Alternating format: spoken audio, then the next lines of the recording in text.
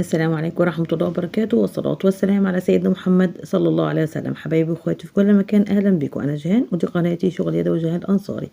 قبل ما نبدأ مفرش النهاردة، وده الجزء الأخير بإذن الله، وعملنا منه جزئين. جزء فيه مثلثات وجزء فيه وردة في النص. هنبدأ دلوقتي الفيديو النهاردة ونكمله. بس في سؤال الحلقة اللي فاتت كان بيقول عدد زوجات النبي، ما هي عدد زوجات النبي محمد صلى الله عليه وسلم؟ كان العدد 11 زوجة. السؤال حلقة النهاردة: كم غزوة شارك فيها الرسول صلى الله عليه وسلم؟ كم غزوة شارك فيها رسول الله محمد صلى الله عليه وسلم؟ هنبدأ مع بعض فيديو النهاردة. تمام، يلا بينا نبدأ الفيديو مع بعض. كده خلصت الدور بتاعي وبقفله في آخر غرزة اهي، بعمل منزلقة. تمام، وبعدين بدخل في الغرزة اللي وراها كمان اهي، غرزة الحشو اللي ورا، بعمل منزلقة وبعدين بطلع بسلسلة، بدخل تاني اعمل غرزة حشو. تمام، بدخل على غرز الحشو كلها، بمشي فيها كده لغاية لما اوصل للجزء ده. تمام، باجي اخر غرزة اللي هي قبل الاخيرة هنا، بعمل غرزة حشو 1 2 3 4 5 6، بزود غرزة السلسلة واجي هنا اعمل الاربعة بتوعنا 3 و4 بالشكل ده، 2 سلسلة وهنا 4 2 3 4، 2 سلسلة وهنا 4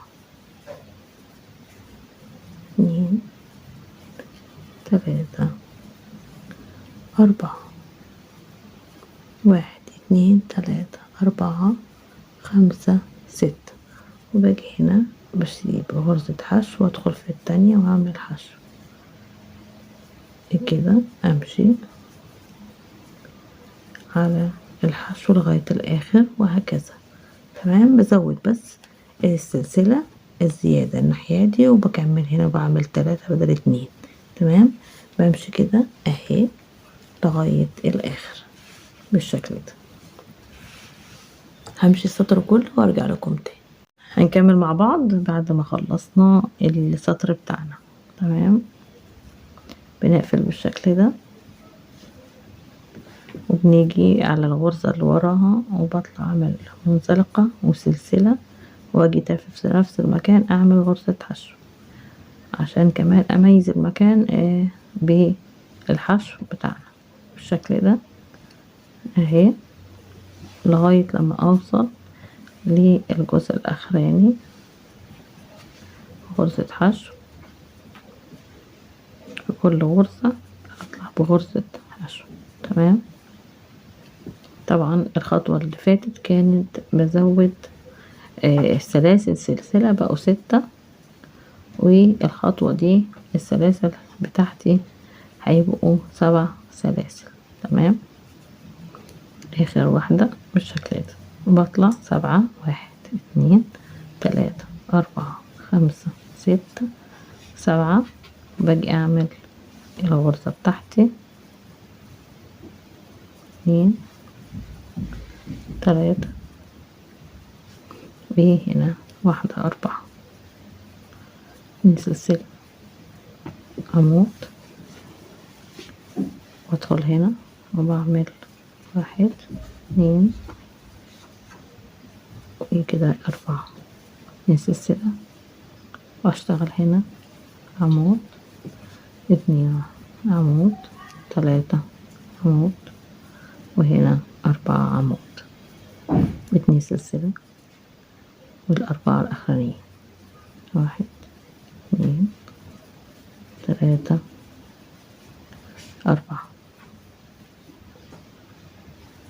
1 2 3 4 5 6 7، وبسيب غرزة وباجي في الغرزة التانية واعمل غرزة حشو. تمام، وبمشي بنفس الطريقة وبكمل انا السطر بتاعي زي ما هو كده اهو. تمام، هكمل انا الخطوة دي في كل الوحدات معايا وهرجع لكم تاني عشان نكمل بقية الخطوات. خلص السطر بتاعنا وهنبدأ نعمل السطر الجديد. عملنا السطر دوت ب7 سلاسل، تمام. هندخل في الغرزة اللي وراها، بعدين غرزة وادخل تاني نفس المكان اعمل حشو، بعدين بدخل في الغرز، في كل غرزة بعمل غرزة حشو لغاية لما اوصل لاخر الغرزة.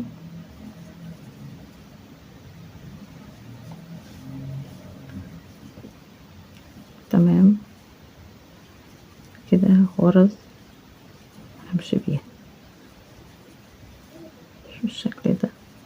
باجي الغرزة الأخيرة اهي وبعمل 1 2 3 4 5 6 7 8 سلاسل، وباجي هنا بعمل 4 3 وهنا 4 1 2 بعمل سلاسل بالشكل ده 2 واجي اعمل التالتة 4 2 سلسلة عمود 2 3 4 2 سلسلة 4 هنا 2 3 4 بعدين 2 سلسلة باجي هنا بعمل 4 بتوعي، تمام. 2 3 4 1 2 3 4 5 6 7 8 وباجي اعمل اسيب غرزة وادخل في الغرزة التانية واعمل حشو، تمام. يبقى انا اللي بيتغير ان هم عدد السلاسل اللي بعملهم هنا كل مرة بقى ايه بزود سلسلة، وطبعا بشيل سلسلة يمين وسلسلة شمال من الغرز الحشو. هكمل للاخر وهرجع لكم تاني. كده انا خلصت السطر بتاعي وهبدأ السطر الجديد برضو. انتوا عارفين 8 غرز، اخر حاجة 8 غرز في السطر اللي فات اللي هو هقفله دلوقتي. ادي غرزة الحشو الاولانية، باجي في الغرزة التانية بالشكل ده وبعمل غرزة حشو، وبرضو بطلع سلسلة وبدخل في نفس المكان واعمل غرزة حشو واطلع فيه الغرز كلها كده واعمل غرزة حشو، تمام، لغاية لما اوصل للاخر.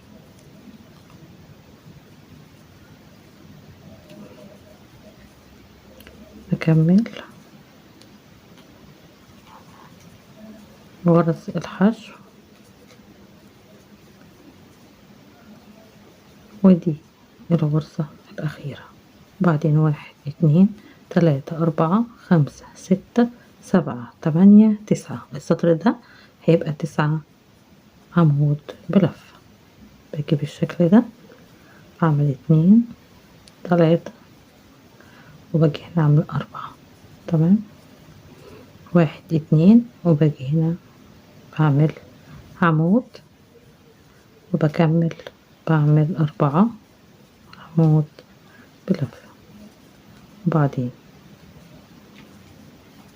2 سلسلة عمود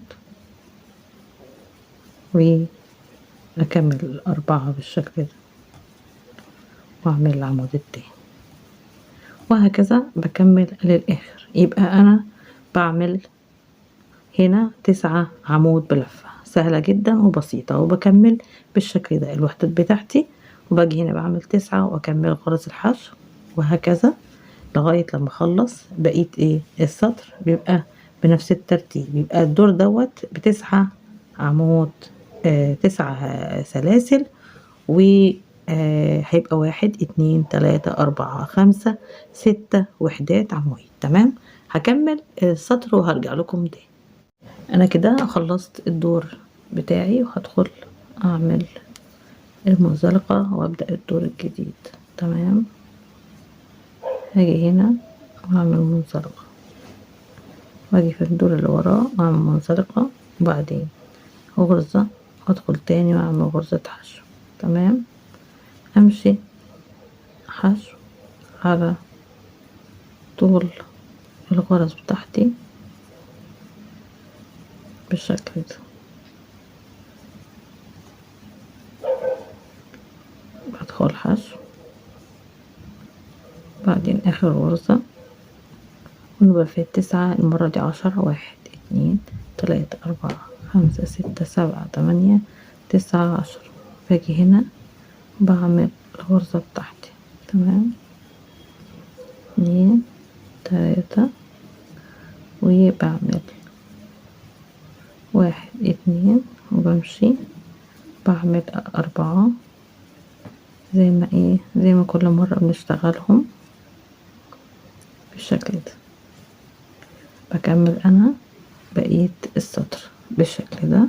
بعمل غرز الحشو وبسيب واحدة يمين واحدة شمال، وبعدين بعمل 10 غرز سلاسل وبكمل الغرزة بتاعتي بالشكل ده. تمام، اكمل انا بقية السطر وهرجع لكم تاني. خلصت الصف بتاعي وبقفل الصف هنا في الغرزة المنزلقة في اول غرزة حشو. تمام، بالشكل ده. وبعدين بدخل في الغرزة اللي وراها بعمل منزلقة وبطلع غرزة سلسلة وبدخل بعمل غرزة حشو في الغرزة وبطلع حشو بالشكل ده. همشي 3 1 2 3 4 5 6 7 8. بطلع 1 2 3 4 5 6 7 8 9 10. وهنا بعمل 11 وبدخل هنا برضو بكمل الغرزة بتاعتي. تمام، يعني كل مرة بطلع بزود سلسلة وبنقص 2 غرزة حشو، واحدة يمين واحدة شمال. دي الخطوات بتاعتي، وبكمل لغاية لما اعمل خطواتي بالشكل ده، لغاية لما اعمل دورين 3 زي ما انت عايزة. قصدي يعني من الغرزة دي كلها بعمل منها 2، بعمل منها 3 على قد ما تحتاجي من الادوار. 2 بعمل غرزة عمود، وبعمل هنا الأربعة بتوعنا زي ما اتعودنا بنعملهم، وبعدين بكمل لاخر السطر. والمرة دي طبعا هكمل هنا وهكمل السطر كله زي ما انتوا شايفين بالشكل ده. بطلع 11 غرزة سلسلة وبعمل غرز الحشو في كل مرة بالشكل ده. بكمل وبرجع لكم تاني واكمل السطر كله بالطريقة دي. 11 4 عواميد، 2 سلسلة طبعا و4 عمود، وهنا كمان 11. وبعدين ناخد غرز الحشو ناقصة 2، واحدة يمين واحدة شمال، و11 واعمل الغرز بتاعتي بنفس الترتيب ده. همشي لغاية الاخر. تمام حبايبي، انا كده خلصت المفرش بتاعي بالمرحلة دي. طبعا اللي عايز بيزود واللي عايز بيقلل المنطقة دي يقللها عادي، يبقى اقل من كده الصفوف. ممكن تقلليها مثلا هنا 1 2 3 4 5 6 7 8 9. عايزة تعمليها 7، عايزة تعمليها اي عدد، وبتقللك طبعا الجزء ده براحتك. عايز تنقصي منه برضو براحتك. انا عملته كده هنا 4 غرز حشو. طبعا انت لو عايزه تكرري الغرزه فبتيجي هنا بتعملي الحشو بتاعنا اللي هو بتاع اول دور، بتكرريه هنا وبتعملي الخطوه دي بتاعه السلاسل اللي هي 8 أو 9، مش فاكره، كانت 8 أو 9 سلاسل. بتعمليها هنا وبتبدأي تعملي، بس طبعا بأقل من كده. يعني لما انا بني عشان نهيت فخليتها المسافة قصيرة.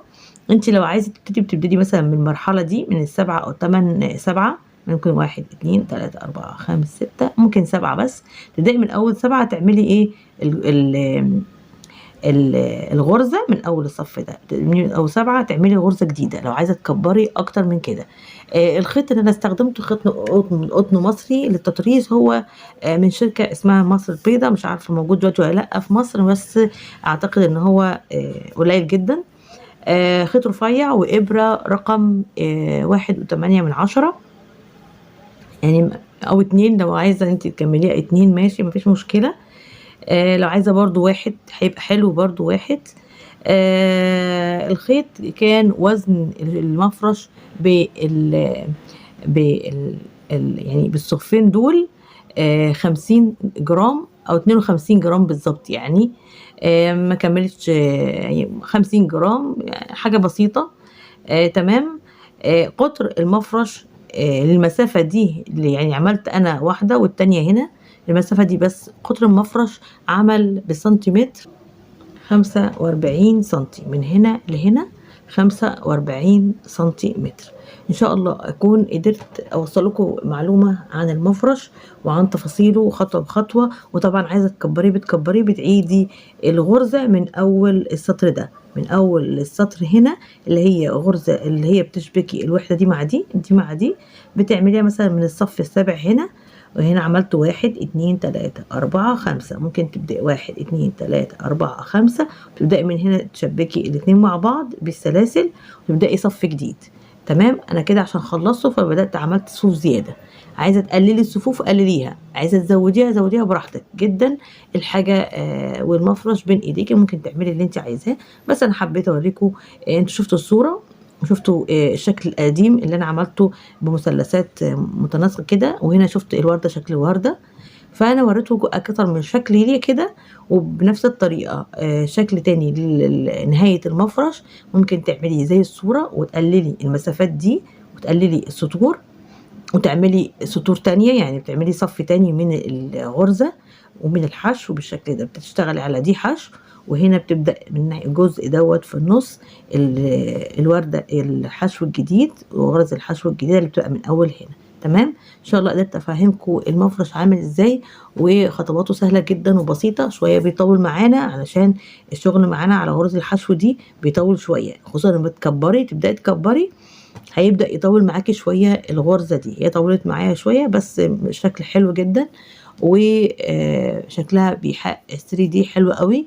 ان شاء الله اكون قدرت اوصل لكم الفكره. والحته دي ده الشكل النهائي للمفرش، يعني الجزء ده اخر حاجه ممكن تعمليها، مفيش بعدها سطور. لكن انت عايزه تكرري الوحده دي بتعمليها بنفس الطريقه دي وبنفس الاعداد دي. بتعمليها 1 و2، يعني واحده هنا بتبداي نفس القصه، يعني نفس الاعداد هنا بتبداي تعمليها هنا.